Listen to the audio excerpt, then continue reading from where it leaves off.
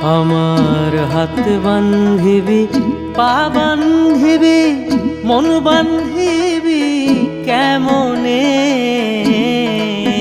আমার চোখ বান্ধিবি, মুখ বান্ধিবি, পহরান বান্ধিবি কেমনে?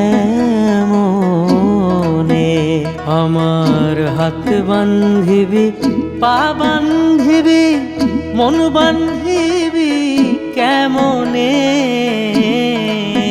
আমার চোখ বান্ধিবি, মুখ বান্ধিবি, পহরান বান্ধিবি কেমনে?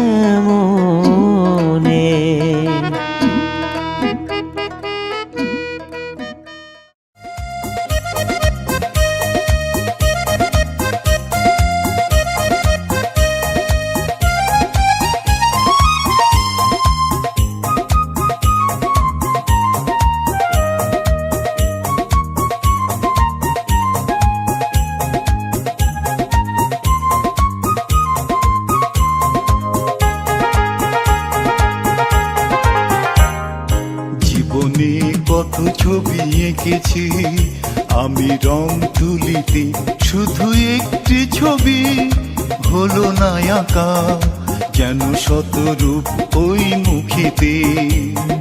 জীবনে কত ছবি এঁকেছি আমি রং তুলিতে।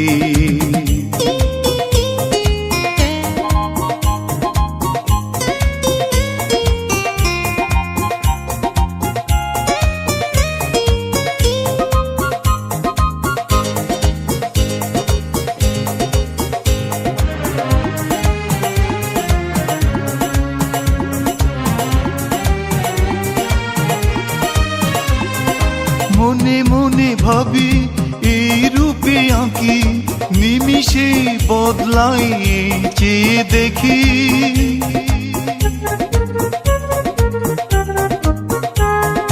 মনে মনে ভাবি এই রূপে আঁকি, নিমিষে বদলাই চেয়ে দেখি। শুধু ছবিটি ভাসে নয়নে কল্পনাতে। জীবনে কত ছবি এঁকেছি আমি রং তুলিতে।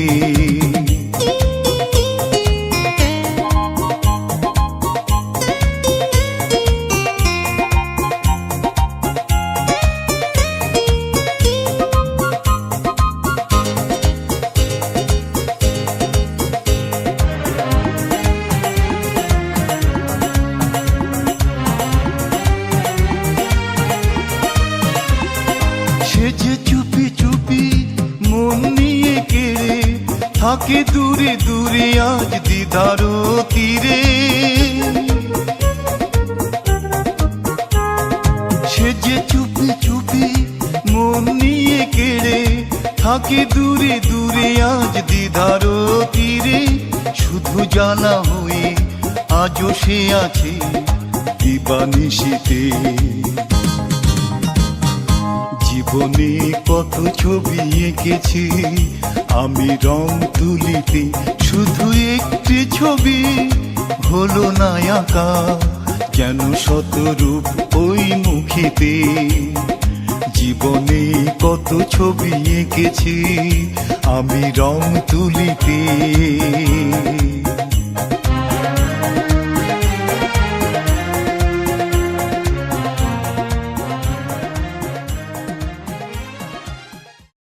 নমস্কার, আমি আর কি সবাইকে নমস্কার করে আমার জীবনের অভিজ্ঞতাটা একটুখানি বলতে চাইছি। সেই কারণে সেই হিসেবেই বলবো। আর ছোটোবেলা থেকেই এমনি আঁকার ওপরে আমার একটা ঝোঁক ছিল। আর লাইব্রেরিতে যাওয়ার, আমার মা লাইব্রেরির মেম্বার ছিলেন, আমি বই বন্ধন করতাম। সেই হিসেবে বই পড়াটা আমার আর কি নেশায় মতো হয়েছিল। সেই জন্যই আমি তারপরে এমনি উপন্যাস পড়ার পরে আমি লিটিল ম্যাগাজিনের উপরে আমার একটা আলাদা আগ্রহ হয়েছিল। লিটিল ম্যাগাজিনে আমরা যখন কাজ করতাম, কাজ করার পরে আমি কলেজ স্ট্রিটে যেতাম। কলেজ স্ট্রিটে এক বন্ধুর সঙ্গে গিয়ে কালকাতে ওখানে ছেলেবাজার খেয়ার পর কাউচে বাগ বলে একটা লিটিল ম্যাগাজিনের ইয়ে ছিল, সমাদার, সিদ্ধার্থ সমাদারের কাউচে বাগ ছিল। সেখানে আমি দাঁড়িয়ে দাঁড়িয়ে পড়তাম। তা একদিন দুটো ছেলে আমাকে বললো, আপনাকে আমি দেখি এখানে খুব পড়েন, তা আপনি সন্দীপদার কাছে যান না কেন? তো ওরাই আমাকে সন্দীপদার ঠিকানাটা দিয়ে দিল। আমি সেই থেকে সন্দীপদার ওখানে আর কি আমি সভ্য হয়ে গেছি। ওর সঙ্গে আমি অনেক অনেক জায়গায় জড়িত আর কি, অনেক ব্যাপারেই জড়িত, অনেক অনেক দিন ধরে ছিলাম। চাকরি জীবন আমার সাধারণ একটা একটা সাধারণ আর কি চাকরি ছিল। হ্যাঁ, তো আর কি প্রত্যেক শনিবার শনিবার আমাদের হাফ ডে ছিল। হাফ ডের জন্য আমি ওখানে যেতাম এক বন্ধুর সঙ্গে। ও শ্যামবাজারে চলে যেত, আমি লিটিল ম্যাগাজিন পড়তাম। লিটিল ম্যাগাজিন পড়ার পরে সন্দীপদের সঙ্গে আলাপ হয়।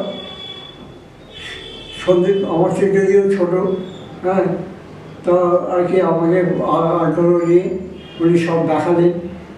প্রথম বঙ্গদর্শনের প্রথম সংস্করণ থেকে অনেক পুরনো পুরনো প্রচুর বই, টেবিল ভর্তি বই, কোনটা ছেড়ে কোনটা পড়বো আর কি বোঝা যায় না। আমি যখন ওনার লাইব্রেরির মেম্বার হলাম, তার পরের বছরেই all India little magazine conference হলো, সন্দীপই অর্গানাইজ করেছিল। সে আমরা মিছিল করে গেলাম, গার্ডেন পার্কে গেলাম। ওখান থেকে আর কি সেইটা আমার কাছে আর কি খুবই আর কি ইম্পর্টেন্ট আর কি ছিল। খুব ভালো কলেজ স্কোয়ার থেকে আমরা হেঁটে হেঁটে গেলাম। তারপরে যেখানে যেখানে উনি সন্দীপের একটা ইয়ে ছিল যে ঘরে যে না থেকে বাইরে চলো, প্রকৃতির সঙ্গে মেশো। তাই জন্য প্রাকৃতিক সভা বলে একটা অনুষ্ঠানও করতো। তো প্রথম প্রাকৃতিক সভা হয়েছিল আমাদের কেষ্টপুরে একটা বাগান বাড়িতে হয়েছিল। সেখানে নারায়ণ গঙ্গোপাধ্যায় আমাদের আর কি লাইব্রেরি আর কি সিনিয়র মেম্বার, উনিও ছিলেন। ওনার সঙ্গেই আমি গেলাম। ওর ওনার পাশে বসে গেছিলাম, ওনার সঙ্গে অনেক কথাবার্তা হলো। তা ওখানে ওর একটা ইয়ে ছিল, প্রাকৃতিক সভাতে একটা পাতা বাড়ে আর কি ওখানে ইয়ে সার্টিফিকেটের একটা পাতা নিয়ে বিপ্লবী দাস বলে একটা ছেলে কবি আর কি, তার খামের ভেতরে টাকা দিয়ে ওকে উপহার দেওয়া হলো। সেটা আমার খুব ভালো লেগেছিলো, প্রাকৃতিক সবার সঙ্গে করার জন্য। তারপরে ওর সঙ্গে তো লাইব্রেরি যেতাম। হ্যাঁ, তারপরে যেমন আর কি প্রদর্শনী করতো বাংলা একাডেমিতে, যে প্রদর্শনী আর কি হতো, বইমেলা হতো, তাতে ওই আর কি লন্ডনের 2 নম্বর ঘরে আমাদের প্রদর্শনীটা হতো। সেখানে আমি ডিউটি দিতাম আর কি। আর কি আমার সঙ্গে আরও 2-3 জন ছিল যদিও, কিন্তু কারো জানি না একাডেমির শরৎবাবু এবং উৎপল ঝা উনি আমাকে ডেকে আর কি বাংলা একাডেমির যে লাইব্রেরি, তার থেকে লিটিল ম্যাগাজিনটা ওকাকুড়া ভবনে সল্টলেকে নিয়ে যাওয়ার পর ওরা আমাকে বলে যে আপনি এখানে আসুন, আপনি এখানে আমাদের দেখাশোনা করবেন। এটা আমার সঙ্গে গৌরশঙ্কর বন্দ্যোপাধ্যায় কবি এবং কবি সম্মেলনের ছিলেন, উনিও একসঙ্গে আমরা দুজনে একসঙ্গে লাইব্রেরিটা সাজাতে চালাম। 2 বছর পরে বুদ্ধদেব বাবু ওটা ইনিগ্রেট করলেন। ইনিগ্রেট করার পরে ওখানে আমরা কাজ করতাম, যারা পড়তে আসতো তাদের আমরা সাহায্য করতাম, এবং যারা বিষয়ে যারা রিসার্চ করতে আসতো তারাই বেশি আসতো। তো যাই হোক, তারপরে আমাদের তো ওখানে বেশি দিন তো থাকতে পারলাম না, যখন ওই যে আর কি পাওয়ার যখন কমে গেল, তখন আমি আমার চলে লাইব্রেরিতেই আমি আমার করতে গেলাম।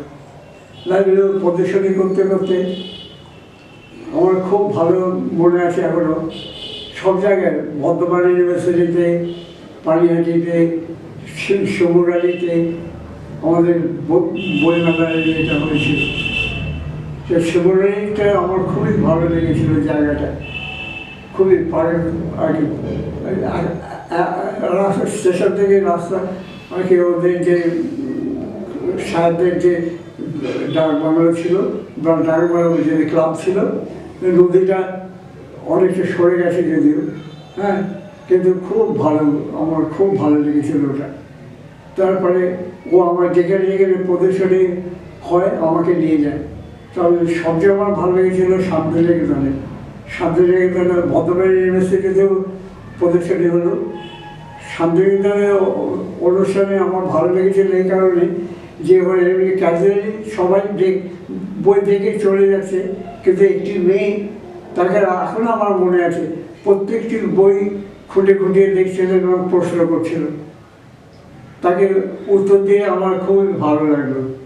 ওটাই আর কি সন্দীপ বাবুকে ডেকে ডেকে প্রদর্শনী হতো, ও আমাকে নিয়ে যেত। আচ্ছা, আগে লিটল ম্যাগাজিন উৎসাহ হয়েছে এই কারণে, আমার আর পাড়ার বন্ধু সংস্কৃত পরিক্রমা বলে একটা ম্যাগাজিন বের করে আর কি ওরা চালাতো।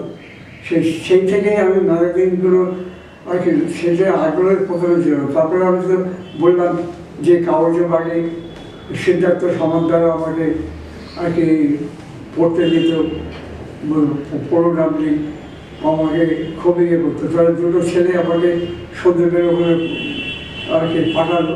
সেই থেকেই আমি আরও বেশি আগ্রহী হয়েছিলাম। লিটল ভেতরে আমি পেয়েছি আর কি প্রচুর খাদ্য আর কি যাকে বলে পাঠকদের খাদ্য যাকে বলে, সেই অনুষ্ঠু বিবাহ পত্রিকাগুলো না আর কি খুবই মূল্যবান পত্রিকা, সেগুলো আমি টেবিলের উপরে পড়তাম আর কি, খুব ভালো লাগতো আমার আর কি। লিটল ম্যাগাজিন ভেতরে যে আর্টিকেলগুলো থাকতো, কবিতাগুলো থাকতো, সেগুলো খুব আমাকে আকর্ষণ করতো। ওই যে বইমেলাতে আমাদের টেবিল ছিল, টেবিলের পাশে অনেকেই তো বসতো, অনেকেই আসতো। বাংলাদেশের একটা অঞ্জলি লম্বর বলে, লম্বন, হ্যাঁ, সকল ওর বউ আমাদের পাশে বসতো। ও আমাকে আর কি উৎসাহ দিত যে আপনি ইয়ে করুন। তারপরে 1 বছরে রতন শিকদার আমাদের পাশে অল্প কথার গল্প, উনি টেবিলে বসলেন আর আমি পড়তাম, মানে পাশে দেখতাম। তো উনি আমাকে বললেন যে আপনি এত পড়েন, লেখেন না কেন? আমি তো লেখক ঠিক নই, আমি পাঠক। বলছি যে আমি ডায়েরি মতো লিখি, বলছি সেই আমাকে দিন। উনি আমাকে আর কি লেখক হিসেবে আর কি পরিচয় করিয়ে দিলেন। ওনার পত্রিকাতে আমার ছোট একটা গল্প, মানে ডায়েরি আর কি। বলছি আপনারা যেটা অরিজিনাল, এটা তো অন্য কোনো ইয়ে নয়, তো এটাই আমাদের পক্ষে শরীর ভালো আর কি, অন্য অনুকরণ করা নয়, তো আপনি লিখে যান। উনি শিকদার আমাকে খুব উৎসাহ দিতেন। সেই থেকেই আমি একটু লেখালেখি, অনুগল্প চেষ্টা করি লিখবার চাই করার। ছবি আঁকাটা আমার ছোটোবেলা থেকে একটা আমার ডাক ছিল।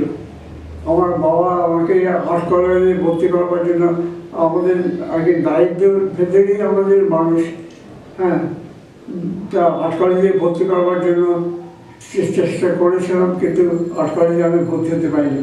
ছোটোবেলা থেকে আমার একটা নাচ ছিল, এগুলো আঁকা, সেটাই এখনও অভ্যেস হয়ে রয়েছে। আমি এখানে যখন কলকাতা থেকে যখন এই গ্রামে এসেছিলাম, গ্রামে তখন আমি ঘুরে ঘুরে বেড়াতাম, স্কেচ করতাম। আর পয়সা ছিল না, ওই পেন্সিল স্কেচ আর এমনি স্কেচ। আর ট্রেনের ভেতরে যখন আসতাম, ট্রেনে আর্ট কলেজের 3জন ছেলে, নরেন্দা বলে একজন ভদ্রলোক, উনি আর কি যোগেন চৌধুরী, তারপরে সুনীল দাস, ওদের কন্টেম্পোরারি, ওদের সঙ্গে ওদের ক্লাসে পড়তো আর কি। তা উনি আমাকে আর কি বলছে, আপনি আঁকুন না, কে হচ্ছে ভালোই করে। আমি রং প্রোগ্রামের স্কেচই করতাম, পেন্সিল স্কেচ আর নয়তো পেন দিয়ে করতাম, এই পর্যন্ত। সেই অভ্যেসটা এখনও হয়ে রয়েছে। আমরা আর কি আঁকার উপরে একটা এক্সিবিশন দেখতাম, গণেশ পাইন, গণেশ আলের এদের এক্সিবিশন দেখতাম, খুব ভালো লাগতো। সেই থেকেই এখনও আমি অবসর সময় আর কি সময় কাটানোর জন্য আমি ওর ভেতরেই থাকি, অনুগল্প লেখার চেষ্টা করি আর আঁকাতে এখনও আমি আর কি সেই অভ্যেসটা রেখেছি। যাই না কতদিন রাখবো। হাতে আঁকাগুলো তো লাইনিংগুলো তো আগে যে লাইনিংটা ঠিক ছিল, এখন একটুখানি কমে গেছে। হাতটা বয়স তো হয়েছে, একটু হাতটা চলে কমে গেছে। আমার আর কি সেই আমার আগ্রহ আগে আঁকার উপরে আমার খুবই আমার ছিল, এখনও আছে। সেই বলছি বাংলা একাডেমি আমি এমনি স্কেচ করতাম, আশাপূর্ণা দেবীরও স্কেচ করেছি। যখন আমার মাকে নিয়ে এতে বেনারসে গেলাম, উনিও বেনারসে আঁকি হোটেলে ছিলাম, তো ওনারও আমি স্কেচ করেছিলাম। যাই হোক আর কি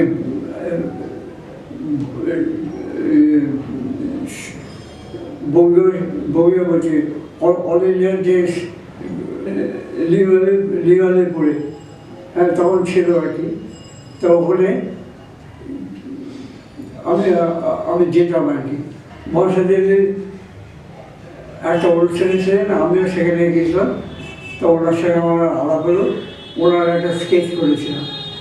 সেই স্কেচটা রুদ্রলোক বলে একটা পত্রিকা, গৌরবাবু আমাকে চাইলেন সেই স্কেচটা আর কি আমাকে উনি আর কি ইয়েটা করে দিয়েছিলেন, ফটোগ্রাফটা দিয়েছিলেন আর কি, সেটা উনি ছাপিয়ে দিয়েছিলেন। এটা আমাকে একটা খুবই মূল্যবান একটা আমার বর্ষাদের কাছ থেকে আমি কৃতজ্ঞ ছিলাম। আর কি এটা আমার বলা উচিত নয়, যে তবুও আমি বলছি যে আমি লাইব্রেরিতে বিশ্বকবির পাঠক হিসেবে আমাকে ওরা একটা পুরস্কার, প্রত্যেক বছরে একজনকে ওরা পুরস্কার দেয়। সে বছরে আমাকে বিশিষ্ট পাঠক বলে আমাকে পুরস্কৃত করেছিল সন্দীপ। সেটা আমার কাছে অ্যাসেট একটা।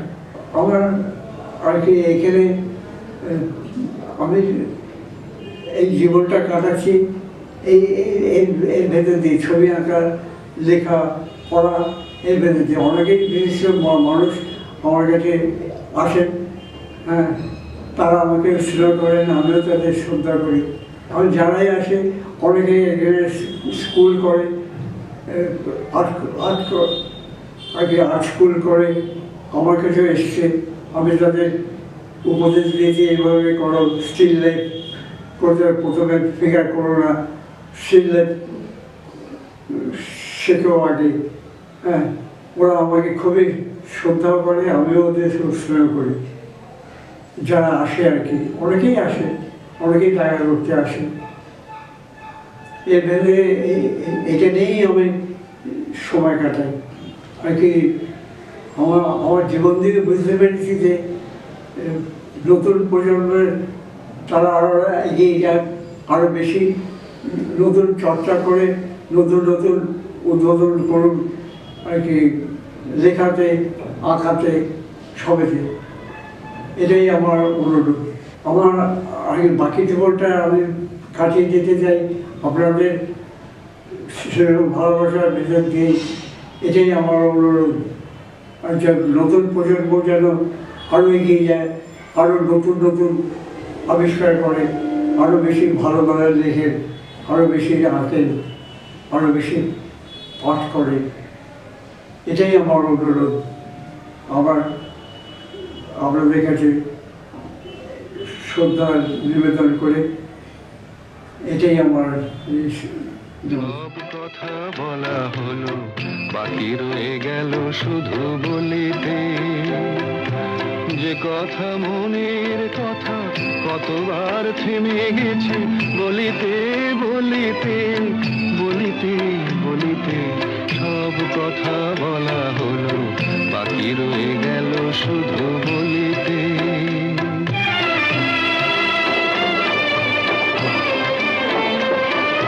সব পথ শেষ হলো, আর বাকি নাই পথ চলিতে। তোমার আঙিনাটুকু পার হতে থেমে গেছি কতবার চলিতে চলিতে চলিতে। সব কথা বলা হলো, বাকি রয়ে গেল শুধু বলিতে।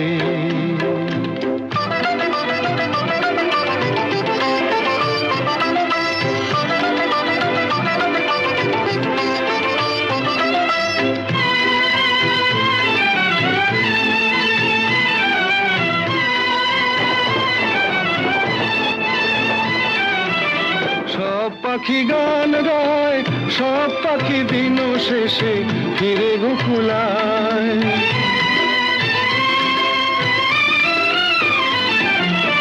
সব পাখি গান গায়, সব পাখি দিন শেষে ফিরে গোকুলায়। উড়ে মরে সারাদিন আকাশে আকাশে, আমার মনের পাখি কোনোদিন ফিরে না খাঁচায়। সব কথা শোনা হলো, বাকি রয়ে গেল শুধু শুনিতে। যে কথা মনের কথা কতবার হারায়েছি শুনিতে শুনিতে শুনিতে শুনিতে। সব কথা বলা হলো, বাকি রয়ে গেল শুধু বলিতে।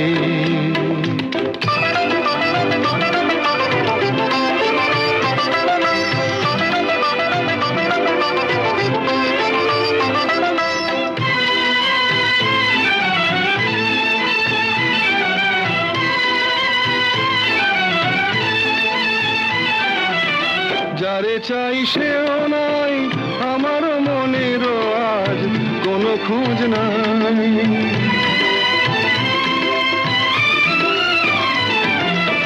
যারে চাই সেও নাই, আমার মনেরও আজ কোনো খোঁজ নাই।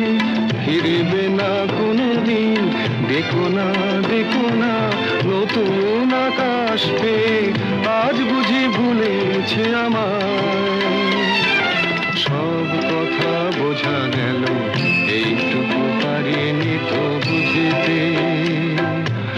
অবুঝ মনের পিছে এ জীবন গেল কি যে খুঁজিতে খুঁজিতে খুঁজিতে খুঁজিতে। সব কথা বলা হলো, বাকি রয়ে গেল শুধু